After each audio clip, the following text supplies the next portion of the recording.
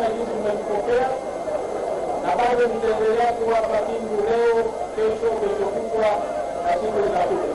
Na ninataka sasa niwaahidi, kila mwisho wa mwezi nitakuwa nakuja Kindu.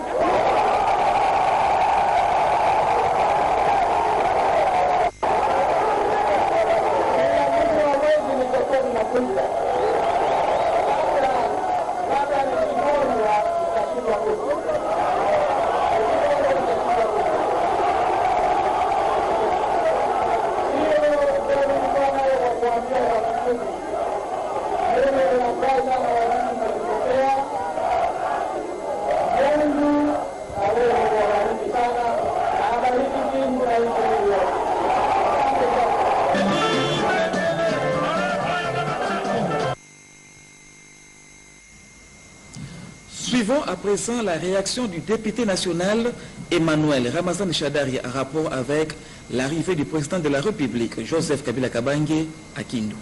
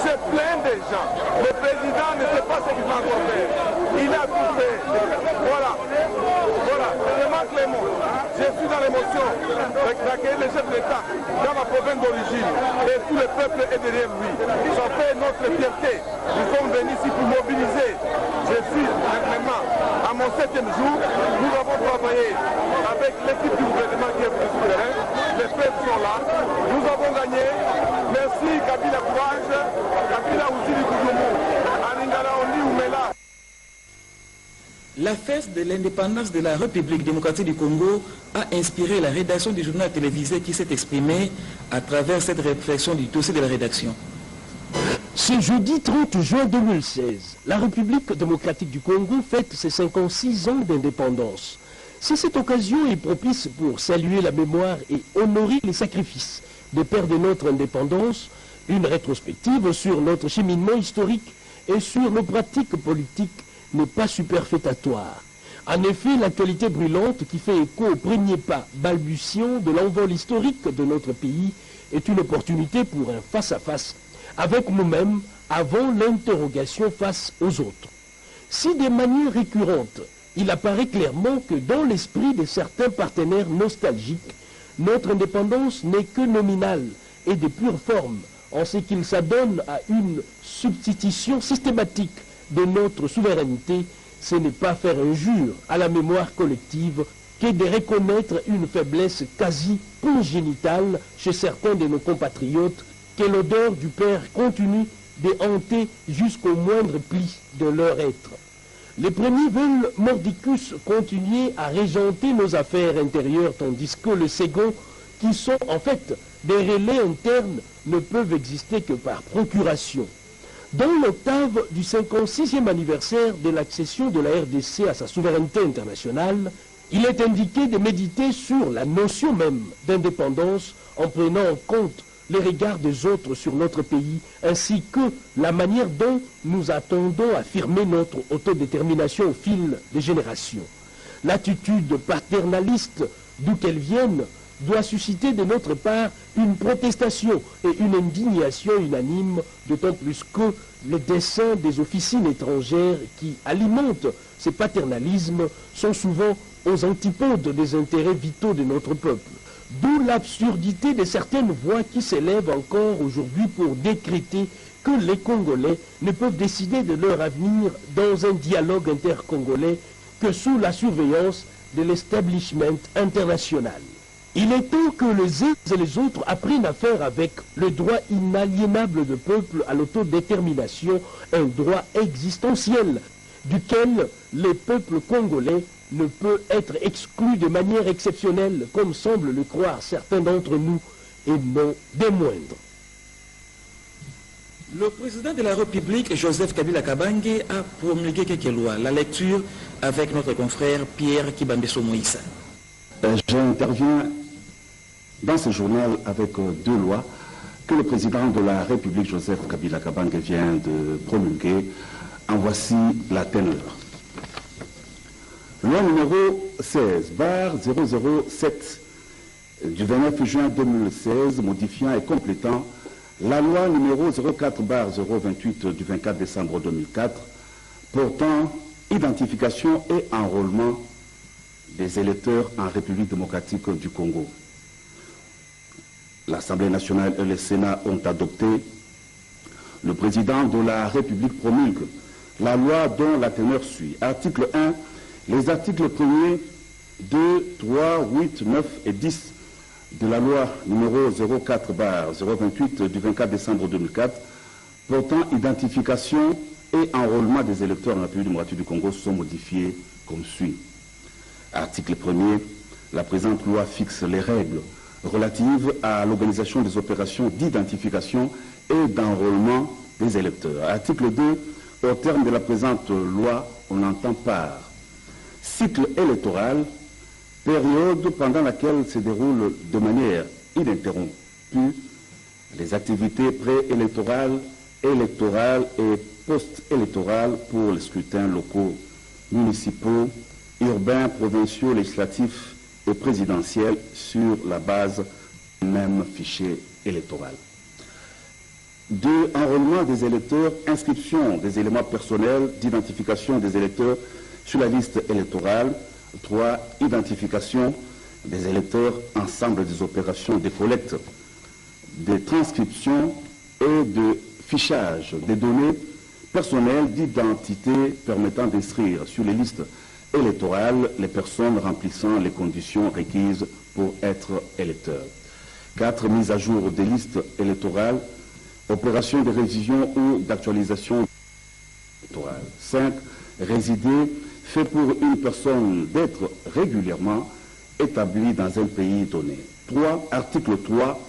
La Commission électorale nationale indépendante est l'institution chargée d'organiser l'identification et l'enrôlement des électeurs, l'établissement de la publication et la mise à jour des listes électorales. Elle fixe les dates du début et des clôtures de ces opérations et prend toutes les dispositions nécessaires pour garantir leur bon déroulement. Article 8. L'inscription sur la liste des électeurs est soumise aux conditions suivantes. Être de nationalité congolaise, être âgé de 18 ans révolus à la date du dernier scrutin du cycle électoral, se trouver sur le territoire de la République démocratique du Congo au moment de l'identification et de l'enrôlement, jure de ses droits civils et politiques. Toutefois, les Congolais résidant à l'étranger qui remplit les conditions fixées au point 2 et 4 de l'alinéa précédent, titulaire d'une carte d'identité ou d'un passeport en cours de validité, peut se faire identifier et enrôler au niveau du centre d'inscription ouvert dans l'ambassade ou le consulat général de son lieu de résidence. Le Congolais résidant dans un pays où la République démocratique du Congo n'a pas de représentation diplomatique ou consulaire peut se faire identifier et enrôler dans un centre d'inscription proche de son lieu de résidence. Cette loi comporte plusieurs articles, 55 au total, que vous pourrez retrouver dans les journaux officiels. La loi a été promulguée le 29 juin 2016 par le président de la République, Joseph Kabila Kabange. Pour copie certifiée conforme à l'original le 29 juin 2016, le cabinet du président de la République, Némi Milania Ouilondia, directeur de cabinet. Le président de la République a aussi promulgué la loi de finances rectificative numéro 16/006 du 29 juin 2016 pour l'exercice 2016. L'Assemblée nationale et le Sénat ont adopté. Le président de la République promulgue la loi dont la teneur suit.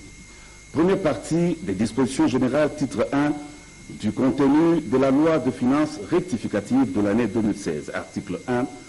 La présente loi contient certaines modifications des dispositions de la loi des finances numéro 15/021 du 31 décembre 2015 pour l'exercice 2016 effectué en recettes et en dépenses conformément aux dispositions de la loi numéro 11/011 du 13 juillet 2011 relative aux finances publiques, spécialement ses articles 18, 26, 27, 35, 77 et 80.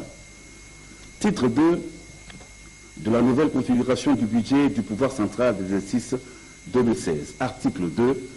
Le budget du pouvoir central de l'exercice 2016, tel que modifié par la présente loi, est constitué du budget général, des budgets annexes et des comptes spéciaux fixés et répartis conformément aux documents et états en annexe. Il est présenté en équilibre en recettes et en dépenses à 6 694 milliards 606 503 118 francs congolais. Deuxième partie des dispositions spécifiques aux recettes, titre 1 de la nouvelle configuration de recettes du budget général, article 3. Les recettes du budget général de l'exercice 2016, telles que modifiées par la présente loi, sont arrêtées à 5 497 milliards 471 millions 597 394 francs congolais. Article 4. Les recettes à caractère national allouées aux provinces s'élèvent à 1277 milliards 315 millions 70 294 francs congolais. Plusieurs autres dispositions de la loi des finances rectificatives sont à lire dans les journaux officiels. Cette loi a été promulguée ce 29 juin 2016 par le président de la République, Joseph Kabila Kabange, pour copie certifiée conforme à l'original le 29 juin 2016, le cabinet du président de la République, Némi Milania Ouilondia, directeur de cabinet. Et voilà, ça n'est fini avec cette édition d'information. Grand merci à John Bidouaya et ingénieur Guy Kitoko Aloma qui l'ont réalisé. Madame, Messieurs, merci de votre fidélité et surtout, ne quittez pas votre chaîne.